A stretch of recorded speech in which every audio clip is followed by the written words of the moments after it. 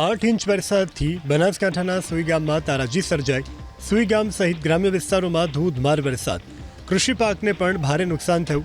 સાંસદ જ્ઞાનીબેન ઠાકોરે મુખ્યમંત્રી ભૂપેન્દ્રભાઈ પટેલને પત્ર લખીને તાત્કાલિક યોગ્ય વળતર આપવાની માંગ કરી.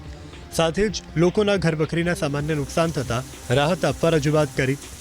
સાથે જ સત્વરે અનાજ, દવાઓ સહિતનો જથ્થો પૂરો પાડવા વિનંતી કરાઈ. ભારે વરસાદથી પાલનપુર અંબાજી હાઈવે ઉપર પણ વરસાદી પાણી ભરાયા. દનિયાણા ચોકડી નજીક વરસાદી પાણી ભરાતા વાહન ચાલકોને હાલાકી ભોગવવાનો વારો આવ્યો. તો જિલ્લામાં વરસેલા સાર્વત્રિક વરસાદથી સ્થાનિક નદીઓમાં પણ ઘોડાપૂરની સ્થિતિ સર્જાઈ.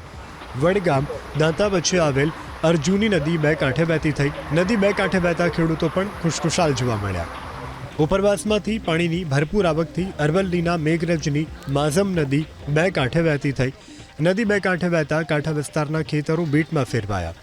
માઝમ નદીનું જળસ્તર વધતા નદી કાંઠાના ગામડાઓને પણ સાવચેત રહેવાની સ્થાનિક પ્રશાસને અપીલ કરી છે. તો આ તરફ મેઘરજના ધરોલા ઘાટા ગામના તળાવની પાળ લીકેજ થતાં પ્રશાસન દોડતું થયું. તળાવની પાળના નીચેના ભાગેથી મોટી માત્રામાં પાણી વહેતું થયું. ઘટનાની જાણ થતાં મામલતદાર, સિંચાઈ વિભાગના અધિકારીઓને ઘટના સ્થળ પર પહોંચી સ્થિતિની સમીક્ષા કરી. તળાવની આસપાસના વિસ્તારમાં અવરજવર પર પ્રતિબંધ મૂકીને પોલીસ બંદોબસ્ત ગોઠવી દેવામાં આવ્યો.